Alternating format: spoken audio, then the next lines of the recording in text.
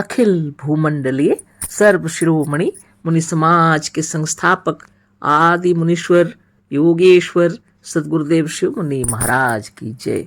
उपस्थित मुनि वृंद, साधु सज्जन वृंद, संत वृंद, साधक वृंद, आध्यात्म ज्ञान के जिज्ञासुओं और प्रेमियों, सभी श्रोता वृंद, आप सभी को मेरा कोटिशः नमन, सप्रेम जय जय।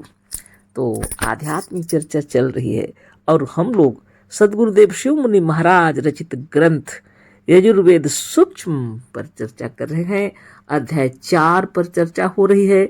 सदगुरुदेव शीर्षक दिए हैं वेद के आश्चर्यजनक शब्द, और उन आश्चर्यजनक शब्दों को बहुत सुंदर से समझाए। विद्या का अर्थ सदगुरुदेव बतलाए। ऋषि मुनि जिसका अर्थ बतलाना चाह रहे थे, विद्या का मतलब ऋषि मुनि बतलाए जो विद्यमान है, यानी हम लोग जिसको देख सक रहे हैं, ये संसार और यह शरीर, इसको विद्या बोला गया। इसके बारे में जितनी पढ़ाई होती है, इसके बारे में जो कुछ कहा जाता है, उसको माने ऋषि मुनि लोग बतला रहे हैं कि यही विद्या है, और उसी को सदगुरुदेव हम लोग को समझाए। यही वास्तव में विद्या है, जो विद्यमान है उसको समझाया जा रहा है। और अविद्या आत्मा को बतलाया गया, क्योंकि यह इंद्रियों द्वारा प्रत्यक्ष नहीं होता और लोग उसको देख नहीं पाते हैं, इसलिए उसको अविद्या कहा गया, क्योंकि वह विद्यमान नहीं है, इंद्रियों से प्रत्यक्ष नहीं कर पा रहे, इसलिए उनको अविद्या कहे। तो सदगुरुदेव कह रहे हैं लाखों वर्षों पहले हमारे ऋषि मुनि इस ज्ञान को समझा कर चले गए, लेकिन संस्कृत नहीं जानने के कारण और इन अर्थों का सही ज्ञान नहीं होने के कारण दुनिया इस स्थिति में आई हुई है, और उसी को समझा रहे हैं। और ये वेद मंत्रों को बतलाकर सदगुरुदेव समझा रहे हैं कि ये भगवान की रची हुई नहीं है, ईश्वर की रची हुई नहीं है, ये ऋषि मुनियों की रची हुई है ना। आगे पढ़ते हैं, कल की बातों को भी पढ़ते हुए। कल की बात मैंने ऊपर तक नहीं, थोड़ा सा। भारत की औन्नति आखिर में इसलिए हुई कि उसने शरीर विज्ञान, साइंस और पदार्थ विज्ञान की उपेक्षा की और जड़ संसार, शरीर तथा विज्ञान, पदार्थ विज्ञान को तुच्छ समझा और आत्मा को केवल आत्मविज्ञान की प्रतिष्ठा और उपासना की। भारत की गड़बड़ी यही रही है ना। बिल्कुल अपना शरीर का भी देखिए, पुराने जमाने के लोग केवल आत्मज्ञान का ज़्यादा ध्यान लगा रहे थे, और विज्ञान के विषय में और ये सब की उपेक्षा कर दिए। जड़ संसार, शरीर, ये सब की उपेक्षा कर दिए। आत्मा के विषय में ज़्यादा ध्यान लगाने लगे, जिससे उन्नति हुई है ना। जो ऋषि मुनि लोग बतला रहे हैं, केवल आत्मज्ञान का ध्यान करेंगे और शरीर और संसार का भी ध्यान नहीं करेंगे, पदार्थ विज्ञान को तुच्छ समझेंगे, तो और निश्चित ही तकलीफ होगी। और जो लोग इस आत्मज्ञान को छोड़ देंगे बिल्कुल, और सिर्फ जड़ संसार और पदार्थ विज्ञान की ओर चलेंगे, तो भी उन्नति नहीं होगी, अवनति ही होगी। वही लिखा हुआ है। तो आगे पढ़ते हैं। तो गुरुदेव की महिमा से इतना समझ में आया। आज संसार भारत की आत्मविद्या और आत्मज्ञान द्वारा अवनति होते देखकर आत्मविद्या और आत्मा को छोड़कर केवल संसार, शरीर विज्ञान, पदार्थ विज्ञान और साइंस की उपासना में लगा है। अब सोचिए, हम लोग को उन्नति करना चाहिए, है ना। तो साधन, ध्यान, तपस्या, ये सब को समय बर्बाद समझ लिया इन्होंने, है ना। और ये सब छोड़ करके पदार्थ विज्ञान, साइंस, ये सब के पीछे लग गए, जड़ संसार के पीछे लग गए। और यूरोप, अमेरिका वाले और जितने वैज्ञानिक लोग जैसा कर रहे हैं, हमारा भारत भी पीछे नहीं रहा है अभी, है ना। लेकिन ध्यान, तपस्या, साधन भी होना चाहिए, दोनों को साथ लेकर चलना चाहिए। ऐसे हमारे ऋषि मुनियों का ज्ञान था, और वही वो बतला रहे थे। उसी को समझा रहे हैं गुरुदेव, है ना। तो बड़ी विचित्र बात हो गई। यहाँ गड़बड़ हो गया, है ना। तो गुरुदेव फिर से बतला रहे हैं, पदार्थ विज्ञान और साइंस की उपासना में जो लगा है और उसी के उपयोग और उन्नति में लगा हुआ है, और इसकी उन्नति करके हाइड्रोजन बम एटम बम इत्यादि प्रलयंकारी हथियारों को बनाकर नए नए रोग, नई नई आपत्तियों और विपत्तियों की ओर बढ़ता हुआ अशांति, अल्पायु, मृत्यु, विनाश और प्रलय की ओर बढ़ रहा है। आज यह प्रत्यक्ष हो रहा है। आज सबको पता चल रहा है कि कितनी गड़बड़ियां हो गई हैं। हाइड्रोजन बम, एटम बम, ये सब क्या है? ये सब बाह्य जगत यानी पदार्थ विज्ञान की उन्नति से ये सब हुआ है, साइंस की उन्नति से हुआ है। और लोग साइंस की उपासना में ही लगे हुए हैं और अपने आत्मज्ञान को छोड़ दिए, है ना। इसी से आपत्ति विपत्ति हम लोग के सामने उपस्थित हो गया और अल्पायु, मृत्यु, विनाश, ये सब हम लोग के सामने है। अब इतने बड़े बड़े हथियार रहेंगे, दुनिया को सबको एक क्षण में नष्ट कर देने की तैयारी जैसी स्थिति आ गई, तो ये तो गड़बड़ियां हो गई ना। आज यह प्रत्यक्ष हो रहा है, पर वेदों ने लाखों वर्ष पहले से ही इस लेख द्वारा इसे कह रखा है। कम से कम वेद पढ़ने वाले भी इन मंत्रों का अर्थ, यथार्थ अर्थ ना समझकर इस आने वाले विपत्तियों से आगाह ना हो सके और इस अवस्था को प्राप्त हुए वेद के सच्चे ज्ञान का वर्णन कर लोगों को सतर्क कर रहे हैं ऋषि मुनि, है ना। हम लोगों ने पढ़ा था, पहले ही वेदों को पढ़ लिए थे, मंत्रों को, है ना, मगर फिर से हम थोड़ा सा पढ़ देते हैं।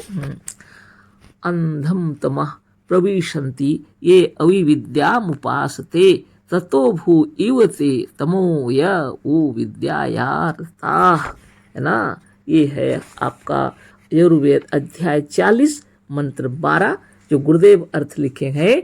जो लोग अविद्या की उपासना करते हैं वे आवरण करने वाले घोर अंधकार को प्राप्त होते हैं, और जो लोग केवल विद्या में आसक्त हैं, रत हैं या फंसे हुए हैं, वे लोग उससे भी बहुत अधिक उन्नति को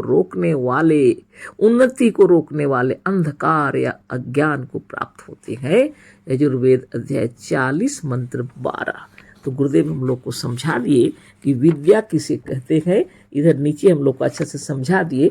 और अविद्या तो मालूम हो गया कि यह जो शरीर है और यह जो संसार है उसको विद्या कहा जाता है, क्योंकि यह विद्यमान है। और यह आत्मा जो है अविद्या कहा जाता है, क्योंकि यह नजरों में नहीं आता, है ना। तो गुरुदेव की महिमा से हम लोग को समझ में आया, नहीं तो लोग इसका अर्थ ही नहीं जानते थे। तो गुरुदेव इसको क्या बतलाते हैं? विद्या मतलब सभी जानते हैं ज्ञान, और अविद्या मतलब अज्ञान, लेकिन लोगों ने इसको कर्म कह दिया विद्या को, और बहुत भूल कर दिए, और इस तरह से गड़बड़ हो गया। और जो ऋषि मुनि बतलाना चाहते थे वो हम लोग समझ ही नहीं पाए। बहुत बड़ी बात हो गई, है ना। इसलिए सद्गुरुदेव शिव मुनि महाराज की जय। इन्होंने इतने सुंदर तरीके से समझा दिया हम लोगों को कि क्या करना होगा। आगे के मंत्र हैं फिर, अन्य देवाहु विद्याया अन्य दाहुर विद्याया या इति सुषुम धीराणाम ये नतस्त्वचक्षिरे। ये है आपका आयुर्वेद अध्याय 40 मंत्र 13। और इसका अर्थ सद्गुरुदेव जो दिए हैं वह भाष्य है, विद्या से दूसरा ही फल बतलाया गया है और अविद्या का दूसरा ही फल बतलाया गया है। इस प्रकार की बातें हम लोगों ने उन धीमान या बुद्धिमान लोगों से सुना है, जिन लोगों ने इस विषय को खूब विवेचन करके समझाया था। और आगे फिर और मंत्र है 14 वाला मंत्र, विद्यायाम चा अविद्यायाम च यस्तद्वे दो अभयंगा सह अविद्यायां मृत्युम तीर्त्वा विद्यायामृततः शुनुते। ये है आपका यजुर्वेद अध्याय 40 मंत्र 14। गुरुदेव बतला रहे हैं इसमें विद्या के विषय में जो अतः जो इन दोनों को अर्थात विद्या और अविद्या को साथ साथ जानते हैं, अर्थात दोनों के महत्व को समझकर दोनों से काम लेते हैं, वह अविद्या से मृत्यु को प्राप्त करके विद्या से अमृत को प्राप्त करते हैं, है ना। पार करके, है ना, ठीक से नहीं पढ़े और एक बार पढ़ देते हैं। अतः जो इन दोनों को अर्थात विद्या और अविद्या को साथ साथ जानते हैं, अर्थात दोनों के महत्व को समझकर दोनों से काम लेते हैं, वह अविद्या से मृत्यु को पार करके विद्या से अमृत को प्राप्त करते हैं। यही इसका सच्चा अर्थ है। सदगुरुदेव की महिमा से हम लोग को मालूम पड़ा, है ना, नहीं तो हम लोग कभी भी समझ में नहीं आता, क्योंकि इसका उल्टा पलटा अर्थ लोग कर दिए, इसकी वजह से हम लोग अंधेरे में रह गए, अज्ञान में रह गए, है ना। तो सदगुरुदेव की महिमा अपार, इन्होंने इन सब को समझा दिया हम लोगों को, अच्छे तरीके से हम लोग समझ गए। तो आगे हम लोग पढ़ते हैं, इसको पूरा पढ़ लेते हैं, फिर विचार करें। तो गुरुदेव के विचार को और ऋषि मुनियों के विचार को हम लोग समझ गए। प्रलयंकार, जो प्रलय की स्थिति अभी जो आई है, इसका कारण यही है कि हम लोग आत्मज्ञान से कोसों दूर निकल गए और पदार्थ विज्ञान और साइंस की उन्नति की ओर लगे हुए हैं, जो कि लाखों वर्षों पहले ऋषि मुनि बता के चले गए। लाखों वर्ष पहले से ही इस लेख द्वारा इसे कह रखा है ऋषि मुनियों ने, है ना। कम से कम वेद पढ़ने वाले भी इन मंत्रों का यथार्थ अर्थ न समझकर इस आने वाले विपत्तियों से आगाह ना हो सके, और इस अवस्था को प्राप्त हुए वेद के सच्चे ज्ञान का वर्णन कर लोगों को सतर्क कर रहे हैं ऋषि मुनि, है ना, कि केवल जड़ विज्ञान या केवल आत्म विज्ञान दोनों उन्नति में बाधक हैं। केवल जड़ विज्ञान में रत नहीं रहना चाहिए कि केवल आत्मज्ञान में भी रत नहीं रहना चाहिए। केवल जड़ विज्ञान या केवल आत्म विज्ञान दोनों उन्नति में बाधक हैं। पर इसे समझे कौन, जब इसका अर्थ ही गलत लगाया जा रहा था, है ना। और विद्या और अविद्या का अर्थ ज्ञान और कर्म लगाया जा रहा है, तो जो सर्वथा झूठ, असत्य और अत्यंत भ्रमपूर्ण है। इन मंत्रों से यह भी प्रकट है कि वेदों के रचयिता मुनिगण थे, ईश्वर नहीं। तो लोगों को भ्रम जो हो गया था मन में कि वेद मंत्र जो है ईश्वर के रचे हुए हैं, उसको गुरुदेव साफ साफ बतला रहे हैं, यह ऋषि मुनियों के रचे हुए हैं, ईश्वर के रचे हुए नहीं है ना। यजुर्वेद के 40वें अध्याय के इस 13वें मंत्र से यह भी प्रकट है कि ये मंत्र सृष्टि के आदि में ईश्वर द्वारा नहीं रचे गए थे, जैसा कि आर्य समाजियों या दूसरे मजहबी लोगों का सिद्धांत है।